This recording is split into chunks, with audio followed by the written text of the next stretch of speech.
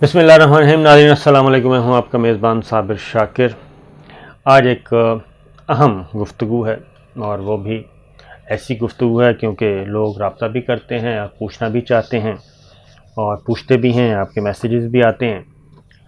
वो है कि पाकिस्तान और भारत के दरमियान क्या हो रहा है और पाकिस्तान और सऊदी अरब दोबारा करीब आ रहे हैं और पाकिस्तान ये तासुर क्यों फैल रहा है कि पाकिस्तान भारत को रियायतें दे रहा है और नरेंद्र मोदी अचानक पाकिस्तान के इतने अच्छे दोस्त कैसे बन गए, इतनी प्यार भरी बातें क्यों कर रहे हैं और अचानक पाकिस्तान और इंडिया के दरमियान ताल्लुकात कार कैसे काम हो गए। DGMO की पहले हॉटलाइन पे रब्ता हुआ, सीज़ फायर हो गया, अब निचले लेवल पे फ्लैग मीटिंग्स भी शुरू हो चुकी हैं और कल रावलाकोट पे फ्लैग मीटिंग हुई ब्रिगेडियर लेवल की। तो ये सब कुछ क्या हो रहा है। फिर मकबूजा कश्मीर में भी सूरत हाल काफ़ी गंभीर है और वहाँ से भी काफ़ी रिएक्शन आ रहा है। बल्कि रिएक्शन क्या, वो कहते हैं कि हमें भी बताया जाए कि आखिर ये हो क्या रहा है।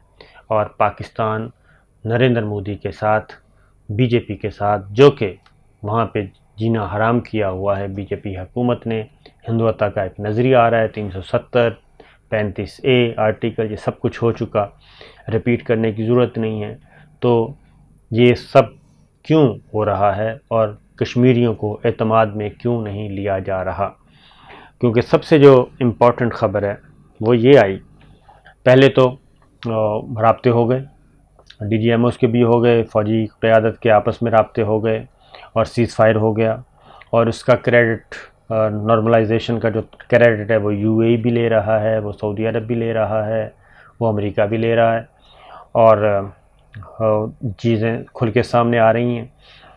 फिर अपनी जगह ये सारी, लेकिन जो अहम ख़बर है वो ये है कि इस साल के आखिर में तारीख़ में पहली दफ़ा, यानी कि पाकिस्तान और हिंदुस्तान की तारीख़ जो है 47 से लेके अब तक पहली दफ़ा ये हो रहा है कि एक फ़ौजी एक्सरसाइज, फ़ौजी मशकें, और उसमें जो इंडिया जो है, इंडिया की फ़ौज, इंडियन फ़ौजी दस्ते, वो उसमें शरीक होंगे और ये पाकिस्तान में होंगी पब्बी के मुकाम पे, नौशहरा।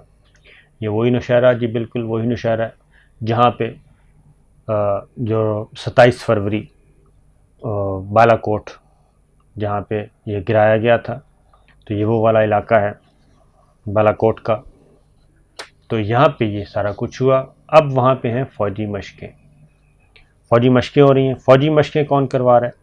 शंघाई ताउन तंजीम, जिसको कहते हैं शंघाई कोऑपरेशन ऑर्गेनाइजेशन, उनके ज़ेर तमाम हैं पाकिस्तान में और इंडिया के फ़ौजी दस्ते भी इसमें शरीक होंगे। ये इतलात हैं, अभी तक कंफर्मेशन कहीं से नहीं आ रही, लेकिन ख़बरें आना शुरू हो गई हैं और इसकी तरदीद भी नहीं हुई। 22 मार्च से ऑनवर्ड ये ख़बरें आ रही हैं और ये कोई और नहीं दे रहा, और दिल्ली, इंडिया, दिल्ली के ज़राए अबलाग वो ये ख़बरें दे रहे हैं कि ये होने जा रहा है। ये मेरे पास कुछ ख़बरें पड़ी हैं, उसमें ये खैबर पख्तूनख्वा का डिस्ट्रिक्ट नौशहरा पब्बी, यहाँ पे ये होगा और इनकी है जी इंसदाद दहशत गर्दी सेंटर है और पाकिस्तान इसका मेज़बान है और इसमें होंगे शरीक। इसमें क्या क्या हो रहा है, इसमें फ़ौजी दस्ते आएंगे और मुख्तलिफ़ मुल्कों से आएंगे और इंडिया से भी आएंगे, इंडियन आर्मी के, और यहाँ पे ये सारा काम करेगा। और इस सिलसिले में जो दिल्ली का है national security council secretariat Delhi का, उसने इसको कंफर्म किया है कि बिल्कुल ऐसा है। ये इस साल के आखिर में एक्सरसाइज हो रही हैं SCO के अम्ब्रेला के नीचे, और पिछले साल हुई थी 2020 में, रशिया ने करवाई थी और जिसमें इंडिया नहीं गया था। ठीक है जी, उसमें इंडियन शरीक नहीं हुए थे और उसमें बाकी सारे शंघाई ताउन तंजीम के जो रेगुलर मेंबर हैं वो सब के सब गए थे। फिर 2021 में अब होनी है। पिछले साल रशिया ने होस्ट किया था और अब इधर है। इसमें تاشکند، ازبکستان، چائنا، یہ بھی شامل ہوں گے، یہ سب کے سب۔ اور اس میں جو امپورٹنٹ چیز ہے آگے جا کے وہ یہ ہے کہ پاکستانی ڈیلیگیشن مختلف ملکوں کا وزٹ بھی کر چکا ہے، وسط ایشیائی ریاستوں کا، اور یہ سارے کام۔ اب اصل سوال یہ ہے کہ یہ جو چیز ہے یہ پہلی دفعہ ایسی ہو رہی ہے، اور اس سے پہلے کبھی نہیں ہوا کہ دو دشمن ملکوں کی فوجیں جو ایک دوسرے کے دشمن ہیں، اور پاکستان اور انڈیا، نہ تو پاکستان کی فوج کبھی اس طرح کی فوجی مشقوں میں گئی جو انڈیا جس کا میزبان ہو، اور نہ ہی انڈیا کی فوج کبھی ایسی مشقوں میں شریک ہو جس کا پاکستان میزبان ہو، اور یہ فرسٹ ٹائم ہو رہا ہے۔ اسی طریقے سے لائن آف کنٹرول پہ جنگ بندی ہو گئی، اور پھر آبی تنازعات پہ پاکستان کا وفد بھی دلی سے ہو آیا، اور مذاکرات جاری رکھنے پہ اتفاق ہوا۔ تو جو اس وقت گھمبیر سچویشن ہے، بلکہ لاوا کہنا چاہیے، اور وہ مقبوضہ کشمیر میں پک رہا ہے۔ وہاں سے جو میسیجز آ رہے ہیں کشمیری رہنماؤں کے، اور سید صلاح الدین کا آ بھی گیا، انہوں نے تو جاری بھی کر دیا، وہاں سے جو میسیجز آ رہے ہیں وہ یہ ہیں کہ پاکستان پہ ان کو بہت بھروسہ ہے، پاکستان کی لیڈرشپ پہ، یا خواہ وہ سول ہے یا عسکری، تو ہمارے ساتھ ایسا کوئی دھوکہ نہیں ہونا چاہیے، اور ہمیں اعتماد میں لینا چاہیے۔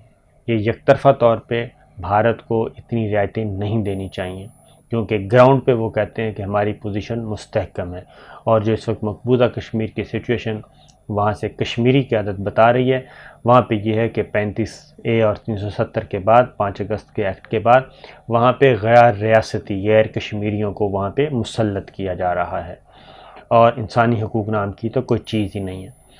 تو جبکہ وہ کہتے ہیں کہ لگتا ہی، کیونکہ وہ کہتے ہیں کہ ایسے وقت میں کہ جب بھارت مصیبت کا شکار ہے، اور اس کی مصیبت کی وجہ کیا ہے؟ نمبر 1 کرونا کی وجہ سے اس کی معیشت کا ستیہ ناش ہوا ہے، مائنس پہ جا چکی ہے، اور مزید خطرناک وائرس وہاں پہ پہنچ چکا ہے۔ پھر کسانوں کی جو تحریک ہے وہ 26 مارچ جو کل کا دن گزرا 26 مارچ کا، اس میں بھی بھرپور قسم کا احتجاج ہوا، بھرپور قسم کا پہیہ جام اور نظام زندگی مفلوج کیا سکھوں نے، کسانوں نے، اور پہیہ جام، ریل جام اور کاروبار بند۔ اور ان حالات میں جب کہ انڈیا مصیبت کا شکار ہے، مودی سرکار مصیبت کا شکار ہے، ایسے حالات میں ان کے ساتھ اتنی رعایتیں یا اتنی پیار کی باتیں یا دوستی کی باتیں نہیں ہونی چاہیے، اور اگر تعلقات استوار کرنے ہیں تو مقبوضہ کشمیر کے حالات کو سر فہرست رکھا جائے۔ وہ کہتے ہیں تجارت بالکل کریں، وہ کوئی اس میں نہیں ہے، لیکن تجارت کس شرط پہ؟ کوئی چیز منوائے بغیر اگر انڈیا کو تجارت میں فائدہ ہے اور وہ کرنا چاہتا ہے تو پھر مقبوضہ کشمیر کی صورتحال کو بھی مد نظر رکھنا چاہیے۔ یہ چیزیں چل رہی ہیں، اور یہی وہ معاملہ ہے، اور جس کی وجہ سے حالات جو ہیں آنے والے دنوں میں ذرا خطرناک ہو سکتے ہیں۔ اور کیونکہ یہاں پہ بھی یہ اس چیز کو پاکستان میں بھی ہوا دی، اس کی وجہ ہے کہ خبریں یہ آ رہی ہیں کہ جو 5 اگست کا جو انڈیا نے اقدام کیا تھا، اس کے بعد پینٹاگون میں جو کچھ ہوا، اور اس کے بعد ٹرمپ انتظامیہ مکمل طور پہ سپورٹ کرتی رہی، اپنی زبان خاموش رکھی۔ اب امریکہ بھی جو باتیں کر رہا ہے وہ انسانی حقوق کے حوالے سے کر رہا ہے کہ وہاں پہ لوگوں کو خوش کیا جائے، لوگوں کو مطمئن کیا جائے، لوگوں کے لیے آسانیاں پیدا کی جائیں۔ لیکن بات چیت چل رہی ہے، کیونکہ یہ جو میں بات آپ سے کرنے لگا ہوں وہ یہ ہے کہ انٹرنیشنل پلیئرز جو ہیں وہ یہ چاہتے ہیں کہ اب کشمیر کا تنازع جو ہے وہ کسی نہ کسی طریقے سے حل ہونا چاہیے، اور اس اونٹ کو کسی نہ کسی کروٹ بٹھا دیا جائے۔ اور اس میں نمبر 1 یہ ہے کہ تعلقات معمول پہ لائے جائیں، اگلے مرحلے پہ بات چیت کی جائے، تجارت شروع کی جائے، اور جو کشمیر، مقبوضہ کشمیر، آزاد کشمیر کے درمیان جو 5 تجارتی راستے تھے ان کو کھولا جائے، دونوں طرف لوگ آنا جانا شروع کریں اور صورتحال کو معمول پہ لایا جائے. اور اس میں آگے جا کے کیونکہ واشنگٹن سے جو اطلاعات آ رہی ہیں وہ نامعلوم کیوں آ رہی ہیں، لیکن وہ یہ آ رہی ہیں، اور پھر دلی بھی، کہ ادھر ہم ادھر تم کا نعرہ لگا دیا جائے اور مقبوضہ کشمیر ان کے پاس رہے، آزاد کشمیر پاکستان کے پاس رہے. یہ وہ چیزیں ہیں جو کہ اس وقت چل رہی ہیں.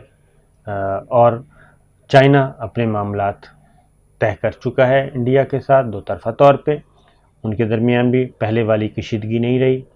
پاکستان اور انڈیا بھی اپنے نارملائز کر رہے ہیں، اور army chief general Qamar Javed Bajwa کی تقریر جو ہے وہ بھی ذہن میں رکھنی چاہیے. انہوں نے بھی کہا ہے کہ ماضی کی تلخیوں کو ہمیں بھلا کے آگے بڑھنا چاہیے. لیکن جو گراؤنڈ ریئلٹی ہے وہ یہ ہے کہ آج تک انڈیا کو جب بھی موقع ملا، انڈیا نے پاکستان کو نقصان پہنچایا ہے، پاکستان کو بھی اور مسلمانوں کو بھی. یہ انڈین گورنمنٹ کی ایک طے شدہ پالیسی رہی ہے، وہ کوئی بھی معاملہ ہو. اور خاص طور پہ اس کو آپ ضرور ذہن میں رکھیے، ہمارے ڈیسیشن میکرز جو ہیں، پالیسی میکرز، ان کو بھی، کہ ابھی یہ ہم اس طرف جا رہے ہیں اور نریندر مودی بنگلہ دیش میں ہے، اور وہ گولڈن جبلی منا رہے ہیں بنگلہ دیش کی، مشرقی پاکستان مغربی پاکستان کی علیحدگی کی. اور کس کے ساتھ منا رہے ہیں؟ حسینہ واجد کے ساتھ، شیخ مجیب کی بیٹی کے ساتھ. تو ان کے وہ اپنی طے شدہ لائن پہ چل رہے ہیں. تمام تر اختلافات کے باوجود بنگلہ دیش اور انڈیا کے درمیان اچھی خاصی تلخ صورتحال تھی، کشیدگی تھی، لیکن یہ گولڈن جبلی کے موقع پہ وہ دونوں اکٹھے ہو گئے ہیں، اور نریندر مودی صاحب ڈھاکہ میں پہنچے ہوئے ہیں. گو کہ وہاں کی عوام احتجاج کر رہی ہے، قاتل مودی کے نعرے لگ رہے ہیں، گو بیک کے نعرے لگ رہے ہیں، مودی کو یہاں سے نکالو کے نعرے لگ رہے ہیں. لیکن بنگلہ دیش کی حکومت اس وقت وہاں پہ کون سا خاندان اقتدار میں ہے جس نے پاکستان کو توڑنے میں اہم کردار ادا کیا؟ شیخ مجیب اور اس کی بیٹی. وجہ کچھ بھی ہو، اس میں کون سے کردار تھے؟ اگر یحییٰ خان جنرل یحییٰ تھا تو ذوالفقار علی بھٹو صاحب کا بھی اتنا ہی رول ہے، اور آگے جا کے شیخ مجیب کا بھی اتنا ہی رول ہے. پھر انٹرنیشنل اسٹیبلشمنٹ آئی، ان کے سامنے سب نے سر نگوں کیا اور یہ کام ہوا. تو لہٰذا مقبوضہ کشمیر کے شہریوں کی بھی آوازیں سنیں. اس کی وجہ یہ ہے کہ مقبوضہ کشمیر یا کشمیری جو ہیں وہ اس کا اہم جزو ہیں. جو قراردادیں اقوام متحدہ میں پڑی ہیں، کشمیریوں نے فیصلہ کرنا ہے اپنے مستقبل کا. اگر ایسا کچھ ہے تو ان کو اعتماد میں لیا جانا بہت ضروری ہے، ورنہ یہ جو جوار بھاٹا ہے، جو گھٹن ہے وہاں پہ، وہ پھٹ نہ جائے. اس کی وجہ ہے کہ جنرل پرویز مشرف صاحب کے زمانے میں جب ایک دفعہ یہ کام ہوا اور اس وقت فارمولے مختلف آئے، تو علی گیلانی نے بہت دبنگ طریقے سے جنرل پرویز مشرف کو، جو کہ اس وقت چیف ایگزیکٹو تھے، آرمی چیف تھے، سب کچھ تھے، تو کافی ان کے ساتھ کیا کہنا چاہیے، سخت جملوں کا تبادلہ ہوا تھا. اور اس کے بعد پھر کوئی ملاقات دوبارہ نہیں ہو سکی علی گیلانی اور پرویز مشرف صاحب کی، اور نہ ہی علی گیلانی صاحب نے بھی رابطہ نہیں کیا، اور ادھر سے بھی تلخی رہی. تو مقبوضہ کشمیر کی لیڈرشپ جو ہے اس کو بھی آن بورڈ رکھنا ضروری ہے، ان کو اعتماد میں لیا جائے کہ ہم ہرگز مفادات کا سودا نہیں کریں گے، اور جو کچھ بھی ہوگا کشمیری اس کا حصہ ہوں گے، اور کشمیریوں کو اعتماد میں لے کر ہی کیا جائے گا. تو یہ تھیں کچھ چیزیں میں نے کہا آپ سے شیئر کر لوں. اجازت دیجیے، اللہ حافظ.